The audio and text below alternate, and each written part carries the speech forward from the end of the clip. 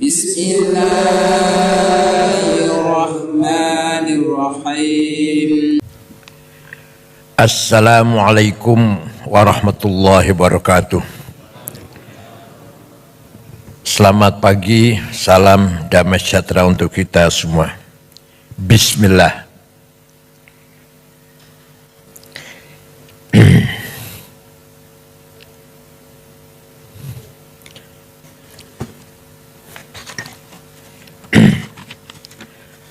Para tamu undangan yang saya hormati, dunia tengah berubah. Berbagai tren neokolonialisasi bergerak dan berkembang secara masif dengan berbagai pola gerakannya. Virus ideologi radikal, intoleransi, ekstremisme dan terorisme telah berkembang menjadi senjata efektif untuk menghancurkan kedaulatan sebuah negara.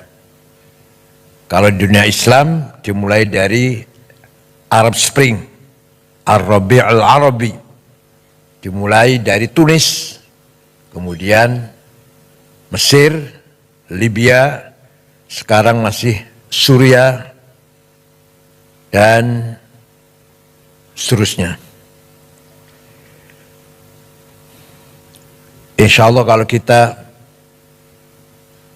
selama kita masih memperkuat ukhuwah di antara kita, insya Allah Arab Spring gak akan berpengaruh untuk kita semuanya.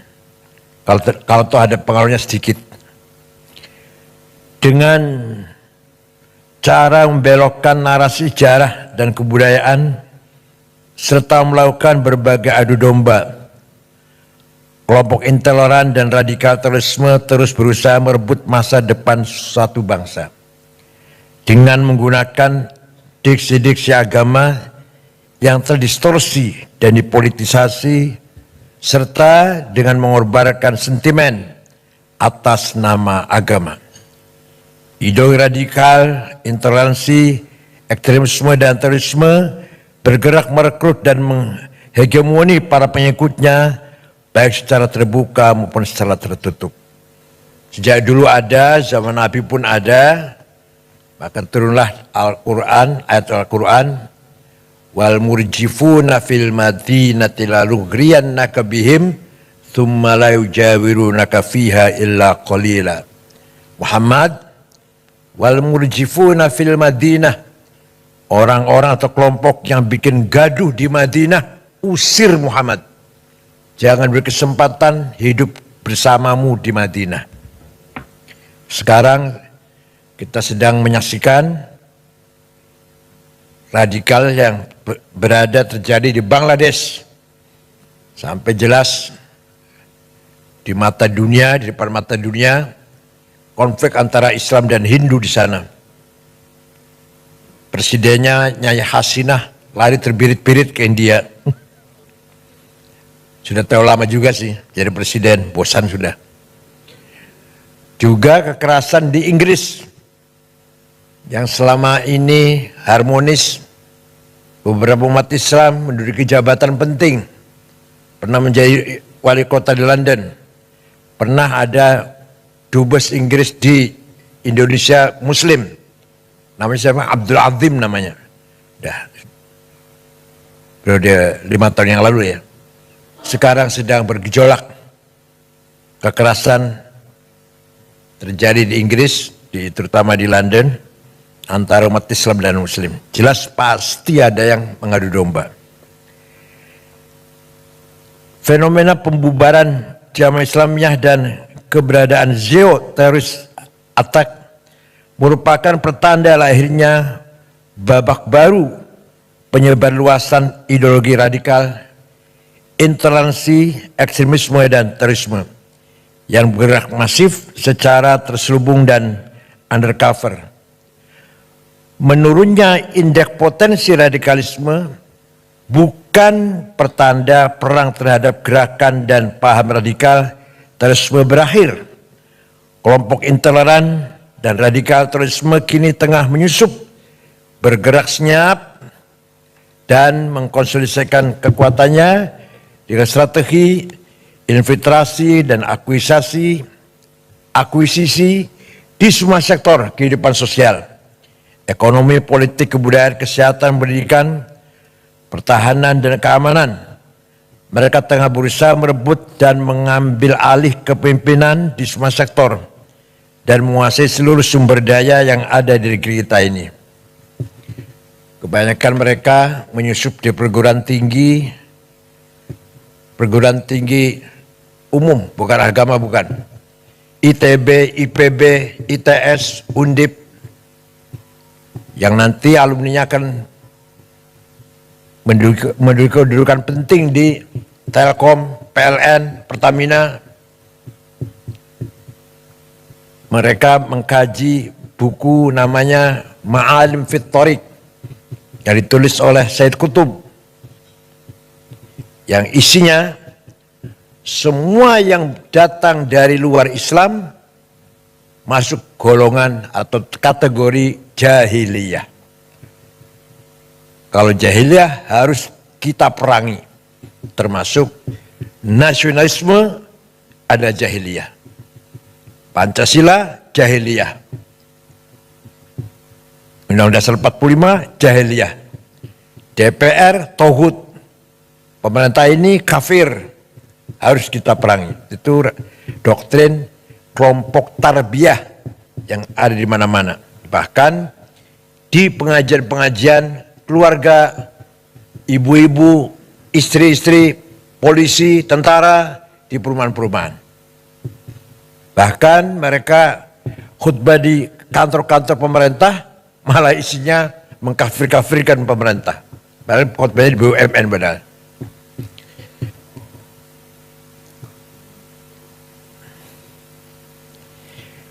Para penyelenggara negara, aparat penegak hukum dan khususnya BNPT harus lebih waspada dan melakukan screening secara lebih detail terhadap sel-sel intoleransi dan sel-sel radikal terorisme yang lebih luas di ruang publik. Karena sel-sel tersebut tidak lagi menunjukkan tampang garang dan bergerak secara sembunyi-sembunyi, tetapi dengan terang benderang mereka bergerak menggunakan berbagai identitas dan cover, baik sebagai politisi, polisi, tentara, pebisnis, pendidik, agamawan, atau profesi lainnya. Di kelompok polisi ada namanya polisi as-sunnah. Harus kita awasi lah kita.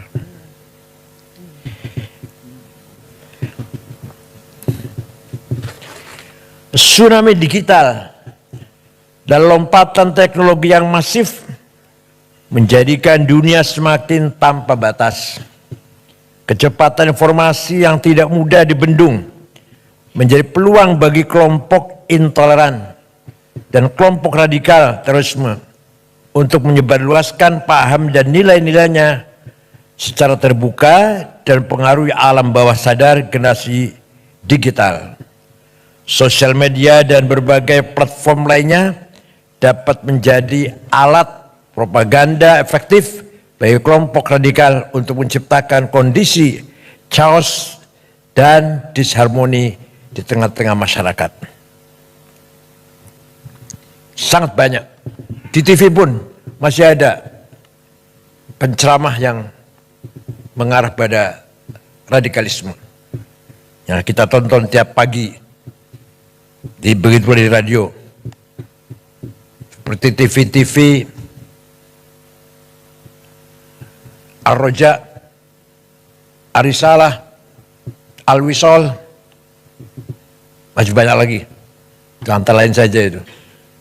Pesantren, Az-Zaitun, As-Sunnah, Iskariman, Bukhari Muslim, Yayasan Ali bin Abi Thalib, dan lain-lain. Ulil Albab di Lampung. Maraknya siber attack, serangan siber, dan digital terorisme yang dibarengi dengan pressure terhadap imunitas ideologi warga bangsa Indonesia di tengah serbuan ideologi transnasional bila dibiarkan dan tidak diantisipasi, berpotensi mampu meretakkan kedaulatan nasional bangsa Indonesia dan mengacaukan kesatuan dan persatuan Indonesia. Kedaulatan digital harus diprioritaskan selain keberadaan kedaulatan teritorial yang juga harus dijaga. Penguasaan terhadap teknologi dan infrastruktur digital secara mandiri, keberadaan regulasi yang tepat, dan pengembangan talenta digital memadai, serta upaya literasi digital harus terus didorong dan difasilitasi agar seluruh stakeholder bangsa dapat menjadi ujung tombak penjaga kedaulatan digital Indonesia. Dampak krisis global dan residu politik Pilpres 2024 harus segera dimitigasi dan disolusikan bersama, sehingga persatuan kesatuan nasional dan masa depan bangsa tidak terkoyak. Benang kusut perbedaan pandangan dan pilihan politik harus diakhiri dan rasa persaudaraan sebagai sama warga bangsa harus segera dipulihkan kembali. Memang terus terang kita malu dengan pemimpin yang non-muslim. Kalau kita bicara agama ya, kita dapati pemimpin muslim yang amburadul, yang kacau balau, semrawut. Betapa kita bangga atau kita acungi jempol, kita hormati pemimpin yang non-muslim. Seorang Perdana Menteri Belanda, siapa namanya itu? Lupa namanya. 14 tahun jadi Perdana Menteri. Setelah serah terima jabatan, pulang pakai sepeda pancal. Gak ada pengawal, gak ada yang nganter, pakai sepeda pancal. Mantan Perdana Menteri Belanda. Baru saja serah terima jabatan dari kantor, pulang naik sepeda pancal. Beberapa pejabat yang saya tahu di Australia tanpa pengawal, gubernur tanpa dikawal, saya pernah jumpa. Di kita yang beragama Islam, yang kaya dengan dalil ayat Quran dan hadis, 330 triliun entah kemana itu. Tuh saya jumpa dengan seorang jaksa, gak usah sebut namanya. Kalau dibuka sebenarnya 1000 triliun, bukan 330. Sebenarnya 1000 triliun kerugian negara di tambang timah itu. Padahal beragama Islam berada. Harusnya jamaah lagi.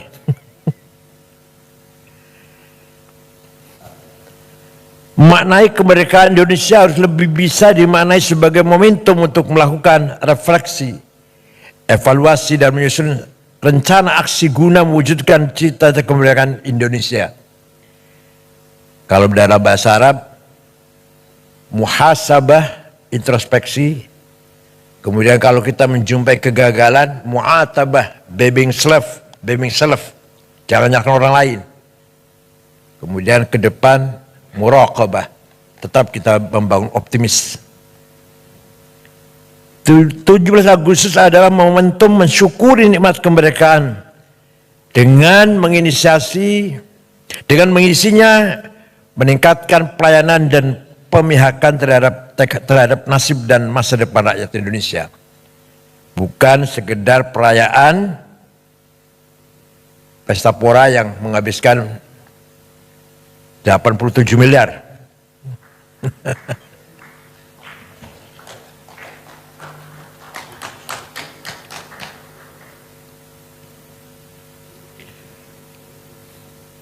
Demikian halnya peringatan kemerdekaan dengan pernak-perniknya seharusnya wajib menjaga harmoni keberagaman dan menjaga perbedaan keyakinan, bukan sebaliknya seolah menjadi ajang penyelarasan dengan tekanan tertentu untuk menanggalkan kewajiban agama.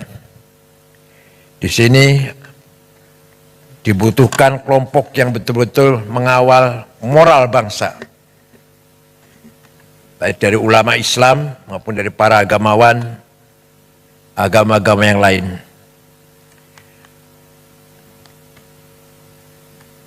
Al-Quran jelas sekali.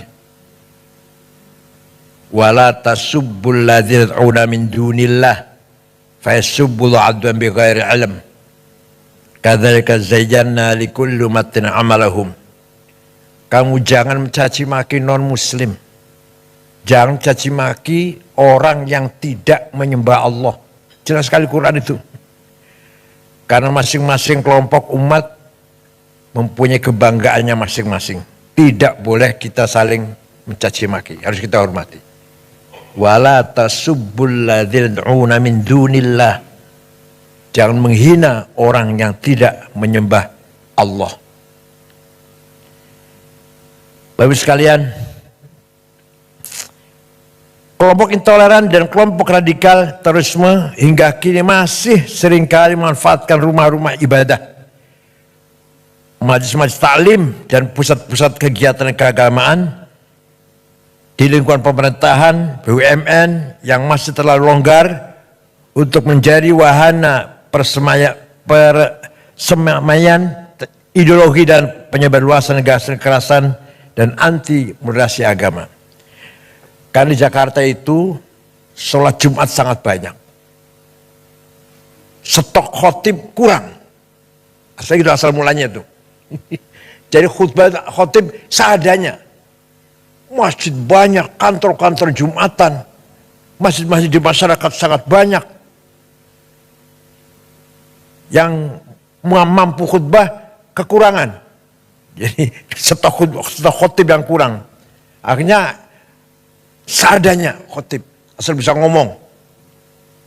Maka naiklah ke panggung-panggung khutbah Jumat orang-orang yang tidak layak, tidak pantas menyampaikan dakwah Islam dengan sebenarnya. Dalam khutbah mencaci maki, tidak sah itu khutbahnya. Kalau ukuran kitab Fathul Mu'in, Fathul Qarib nggak sah. Nyebut nama aja nggak sah. Kalau khutbah mencaci maki orang dengan menyebut nama sudah tidak sah itu. Kalau mau ceramah, kalau mau menyebut nama di luar khutbah, ceramah biasa. Kalau dalam khutbah, 2 khutbah itu mengganti 2 rakaat salat zuhur. Sangat suci, sangat sakral khutbah Jumat itu.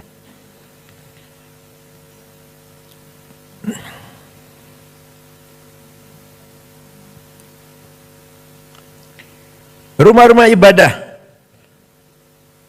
majelis taklim dan pusat kegiatan keagamaan yang telah berhasil dikuasai oleh kelompok intoleran seringkali berubah fungsi dari yang seharusnya menjadi pusat ketaatan dan pusat peradaban yang menyebarluaskan kasih sayang, kemanusiaan dan menggerakkan kemajuan, berubah menjadi pusat penyebarluasan kebencian, kekerasan, konflik dan perpecahan. Kalau di Indonesia emang yang banyak berbuat begini yang orang Islam. Kalau di negara yang mayoritasnya Katolik, orang Katolik. Kalau di Indonesia kalau mayoritas orang Islam, copetnya orang Islam, yang korupsi orang Islam. Kalau di Filipina ya orang Katolik. Kalau di India ya orang Hindu. Kalau di Cina misalkan, ya Buddha. Kalau di Banyuwangi copetnya orang mana?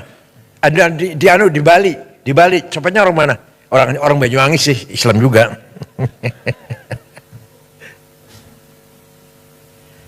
Kalau di Amerika Protestan Pak ya. Copetnya Protestan.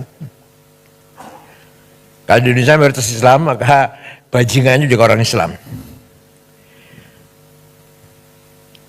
Rasulullah SAW juga jauh-jauh hari telah mengingatkan kita semuanya agar jangan sampai rumah-rumah ibadah beralih fungsi menjadi fungsi yang sia-sia atau bahkan berfungsi destruktif bagi masyarakat, bangsa dan negara. Ya'ti 'alan nas zamanun yahlifuna fi masajidihim wa laysa humumuhum illa dunya. Nanti dia akan datang, akan kita lihat ada sekelompok umat Islam rajin ke masjid, Tapi sebenarnya tujuan mereka bukan agama. Urusan dunia, politik, harta atau lain-lain. Bukan untuk ibadah. Sudah ada hadisnya itu. Fala tujalisum. Jangan kamu pergauli mereka itu. Rawahu Al-Hakim. Jadi 15 abad yang lalu Nabi sudah memprediksi akan terjadi sekelompok orang rajin di masjid, tapi tujuannya bukan untuk ibadah. Virus ideologi radikal intoleransi yang bergerak masif secara terselubung dan undercover harus diberantas tuntas. Imunitas ideologi harus diperkuat, konsensus nasional, spirit kebinekaan, dan spirit cinta tanah air harus terus dijaga dan dikonsolidasikan. Di Mesir, Ikhwan Muslimun radikal mencoba kudeta terhadap Presiden Jamal Nasir tahun 65. Gagal, pemimpinnya digantung, Said Qutb, Ashmawi, Zaki Muhandis, Umar Tilimsani, Hussein Hudaybi, digantung di Medan Tahrir, Tahrir Square. Ikhwan dilarang, tapi muncul lebih radikal lagi. Jamaah Takfir wal Hijrah tahun 69. Dibentuk oleh seorang bernama Syukri Ahmad Mustafa yang mengkafirkan seluruh orang. Semua orang kafir, termasuk Grand Sheikh Al-Azhar. Itu yang membunuh Presiden Muhammad Anwar Sadat tahun 81, membunuh Menteri Wakaf Haji dan Wakaf Husain Al-Zahabi, membunuh wartawan senior Yusuf Sibai. Kemudian Husni Mubarak memberangus mereka. Ternyata tidak habis, nggak bisa habis. Kebanyakan mereka sembunyi di gurun-gurun Sinai, antara lain namanya Ayman Al-Zawahiri. Kemudian pergi ke Afghanistan, jumpa dengan Usama bin Laden dari Saudi, bergabung jadi satu mendirikan Al-Qaeda. Dari Mesir namanya Ayman Al-Zawahiri. Kalau ISIS didirikan oleh seorang remaja umur 22 tahun dari Jordan namanya Mus'ab Zarqawi. Yang jelas 1000% made in Tel Aviv. Kalau ISIS. Kalau Al-Qaeda enggak, bukan made in Tel Aviv. Al-Qaeda made in Afghanistan. Kalau ISIS, Mus'ab Zarqawi memang domisili di Tel Aviv, anak Jordan. Kemudian terbunuh, diganti diteruskan oleh Abu Bakar Al-Baghdadi. Yang nama aslinya Awad bin Ibrahim Al-Badri. Sudah terbunuh juga sudah. Rasulullah juga bersabda pula, "Sakhruju min did hadza rajul qaumun yatlul Qur'an wa yujawizu halaqi ma hum syarh khalqa wal khaliqah." Akan muncul dari umatku orang yang membaca Quran tapi tidak melewati tenggorokannya, artinya tidak paham. Letterlek, hitam putih. Mereka adalah syarh khalqi, sejelek-jelek manusia, wal khaliqah, bahkan lebih jelek daripada binatang. Lastu minhum wa laysu minna. Saya tidak termasuk mereka, mereka tidak termasuk golonganku. Rawahu Muslim.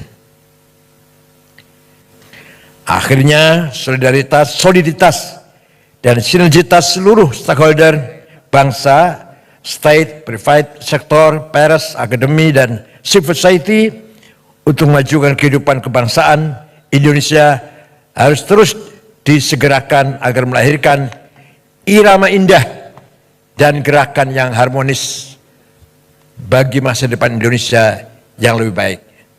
Itulah yang dinamakan Madinah. Nabi Muhammad tidak pernah mendeklarasikan negara agama, negara Islam, nggak pernah. Tidak pernah mendeklarasikan negara Arab, negara Madinah, yang di dalamnya Muslim dan non-Muslim, Arab dan non-Arab, yang Islam pendatang dan pribumi. diberlakukan sama hak dan kewajibannya. Maka negara yang dibangun Nabi Muhammad adalah Madinah, bukan negara Islam, bukan negara Arab. Seperti Indonesia. Indonesia bukan negara agama dan bukan negara suku. Indonesia yang terdapat 6 agama itu yang resmi. Yang tercatat Pak, yang tercatat masih banyak lagi. Agama kita ini, Darmo Gandul, Gotoloco, Sambelun, Subud, Parpalin, Kaharingan, Kapitayan, Karuhunan, Sunda Wiwitan, Pedayakan. Waduh, masih banyak lagi agama, ada 200 barangkali. Saya Jogja kata nggih. Di Jogja banyak, di Jawa Tengah. Yang formal, yang resmi aja 6 agama: Islam, Katolik, Kristen, Hindu, Buddha, Konghucu. Bukan negara agama Indonesia ini. Bukan negara suku, bukan negara Jawa, Sunda, Batak, Dayak, Madura, bukan. Indonesia yang di dalamnya ratusan suku. Berapa? 400 ya? Lebih suku ya? 400 lebih suku dan 1000 lebih bahasa yang harus kita jaga bersama. Kebinekaan harus kita jaga bersama. Nabi Muhammad ketika menerima tamu Kristen Najran dihormati, kemudian Nabi mengatakan, "Qul inna au iyyakum la'ala hudan au fi dhalalim mubin." Ayo kita duduk bersama, bincang-bincang, entah aku atau Anda yang benar. Coba, gak mengatakan saya benar kamu salah, goblok, enggak gitu, enggak. Ini orang yang mengaku keturunannya ini, mulutnya kotor banget, padahal ngakunya keturunannya Nabi Muhammad. Nabi dulu, mari kita duduk bersama, ayo kita bincang-bincang, inna kami au iyakum atau Anda, atau inna au iyakum, kami atau Anda, la'ala hudan, yang benar, au fi dhalalim bin, atau yang tidak benar. Ayo kita ngomong-ngomong. Itulah sikap Nabi Muhammad ketika menerima tamu Nasrani Najran. Dan ketika Raja Ethiopia Najasyi meninggal dunia beragama ortodok, Nabi Muhammad salat gaib, mengajak para sahabatnya salat gaib, menyalati kematian Raja Ethiopia yang ortodok. Ketika ada jenazah lewat, Nabi berdiri. Sahabat mengasih tahu, itu jenazah Yahudi Rasulullah. Iya, saya tahu. Itu yang lewat nih jenazah Yahudi, saya tahu. Tapi mari kita hormati orang yang akan menghadap Tuhan. Itulah contoh-contoh yang sangat luar biasa dari akhlak yang mulia dari Rasulullah SAW. Kenapa kita umatnya amburadul, carut marut, gak karu-karuan. Terutama di Indonesia ini, yang jauh dari nilai-nilai akhlak Rasulullah SAW, bahkan yang mengaku keturunannya, mulutnya kotor, caci maki sana sini. Saya mengatakan, satu orang Habib yang bodoh lebih mulia daripada 70 kiai orang Jawa. Itu kan ngomong gak benar itu. Habib walaupun zina, walaupun minum arak, pasti masuk surga. Ini walhasil mereka ini menganggap diri mereka super. Kiai-kiai Jawa ini bukan Habib, di bawah mereka. Ini bertentangan dengan Quran dan bertentangan dengan Rasulullah sendiri. Inna akramakum indallahi atqakum. Yang mulia di mata Allah adalah yang paling bertakwa. Tidak pandang turunan siapa. Saya kira itu, mohon maaf kalau terlalu panjang. Mudah-mudahan pertemuan ini menambahkan khazanah perbendaraan peradaban kita. Terima kasih. Syukran wa dumtum fil khair barakati wan najah. Syukran wa dumtum fil khair barakati wan najah.